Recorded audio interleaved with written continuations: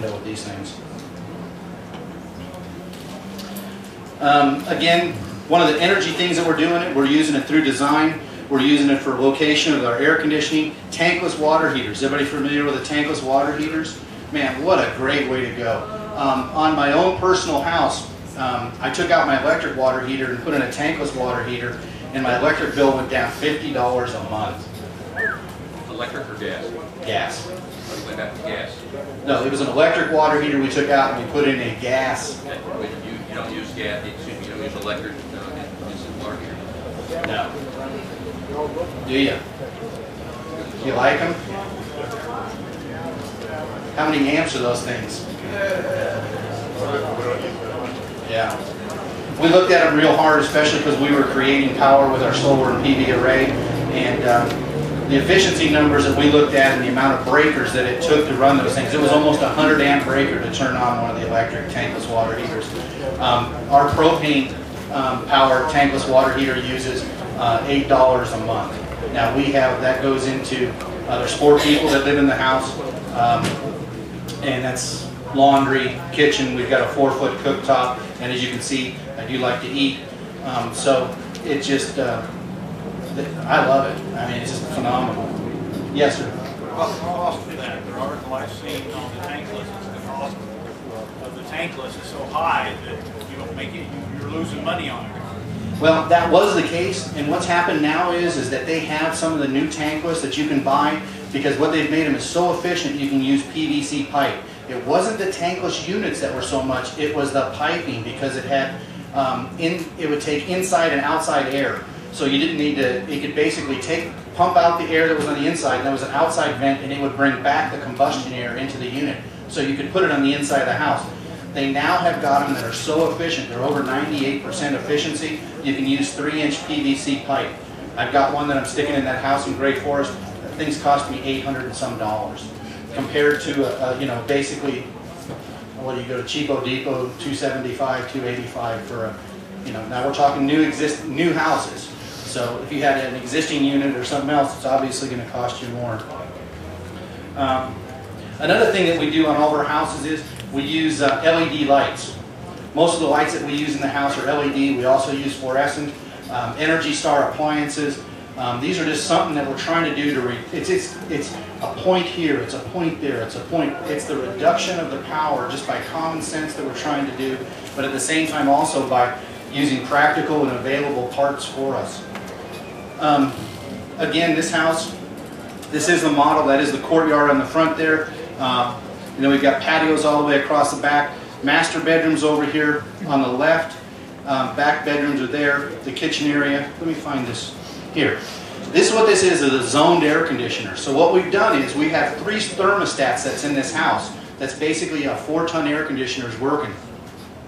So we have electronic dampers that shut down different zones. So during the day, the yellow zone may be on, you know, people watching TV, whatever they're doing, 10:30, 11 o'clock at night, they're going to bed. Well, that thermostat automatically knows that because they preset it, and it will shut down.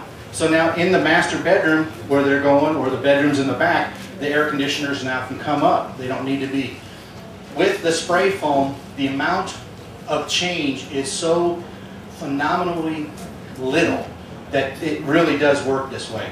One of the houses that we built a couple years ago, we were in the house, it was the middle of August, we were setting trim in the house, it was Friday afternoon, humid, 100 and some degrees out. We had the thermostat on at 76 degrees.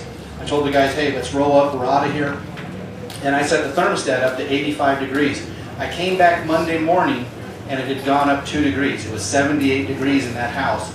Now, I have a house that's 5 years old, and at the time that I built it, it has all the insulation. I've got 2x6 walls with R19, I got R38 in the ceiling, everything that I could do at the time.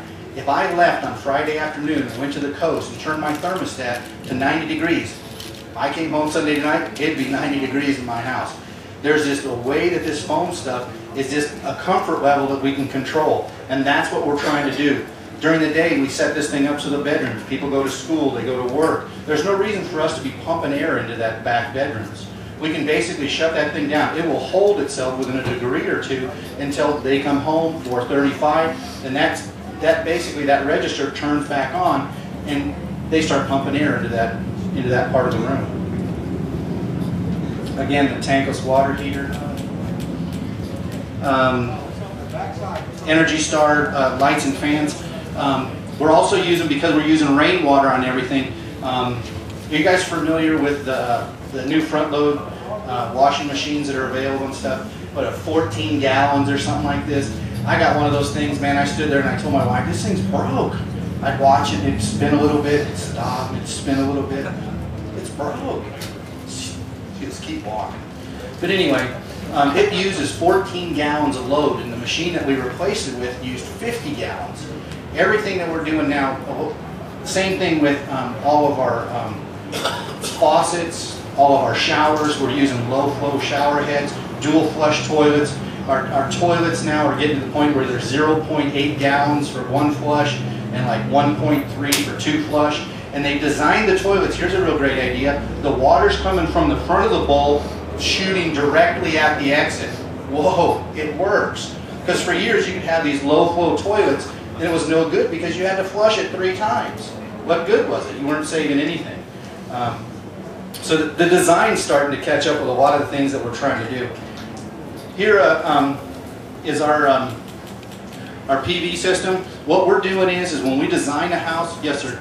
On your shower and washer, do you have any heat exchanger on the waste side so you can capture some of that heat? Just with the tankless, we're not thinking that we're getting that much of it. Yes ma'am? Your washing machine, the front one that my niece has, stinks. It builds mildew up in the door. Really? In the gasket. That's Awful water stands in the gasket. Oh. That was a Maytag, and I think they pretty much eliminated that Oh, good. through That's recall. awful design. Could you repeat Well, that? I'm gonna tell her. 'Cause that's- She was saying that she had her niece had a Maytag, one of those front loads, and it had problems with mold and stuff on the inside. And this lady said that they recalled those. So, but anyway, there you go. Again, on our PV, what we're trying to do is we're trying to appease homeowners associations. Those of us who have homeowners associations or in homeowners associations, we need to be able to deal with these people so that we don't end up building up some huge array that is so nasty they're just not going to allow us to do it. So when we design our homes, what we're trying to do is take the amount of PV that we're going to put into that house, the zero energy that house, and we're going to set it on a true south direction. If you can remember when where I was showing you earlier on the design, that part is 100% true south. And we designed that roof at the exact pitch that it needed to be at. These are all things that are just simple when you're building the house, and when you're going through that process, it saves us the price of the racking. It saves us the cost of having to deal with the homeowners association. Now, if you take a look at this, how tight it is, we've never had a complaint. No one's ever said anything to us or done anything. Yes, sir. About a 30-degree pitch, latitude, That's what it is. and standing seam metal roof and what's underneath it. As far as the metal roof, Where you've got OSB underneath. yeah, there's just OSB that's underneath it. Directly to the OSB. Yes, 1x4s. No, we don't have. Yeah, the Peter Pfeiffer design. I don't know. Yeah, Peter Pfeiffer out of Austin. That's a great design. What he did, and I'll explain this to you guys real quick, is that he tried to. And Peter Pfeiffer's a pretty interesting guy. He's going to be around tomorrow. Now he's one of those few architects that I really do like. He started out the old-fashioned way. He had to work with his family, so he actually has an understanding of how the stuff goes together. And what they do is they'll take a roof and they'll plywood the roof or with OSB and they'll set it down, and then they'll take 1x4 and they'll set it at a 45-degree angle. So what he's doing is then he'll attach the metal roof to the 1x4. It creates ventilation between the bottom side, and what it's doing is it's even reducing less. We haven't had anybody, we've looked at the cost of that, and we've got a couple homeowners right now, we've offered it to them to say, hey, let's try this. And we'll do it at cost just to see how it works, you know. So. Are those vulnerable to hail? Well, Texas hail, or they say that they will take a softball-sized hail at 75 miles an hour. I don't. They must not be from Texas. Because I'm telling you, some of the hail I've seen around here, it must be moving a little bit faster. When they say that, do they say that in the warranty? Or It's in the warranty. They're saying they're of what it is, and they'll give you, you know, how many years that they're warranted for, and the percentage of loss that you're going to get with them over years of each individual panel. Water efficient plumbing fixtures. Again, we touched a little bit. Yes, sir. That previous slide.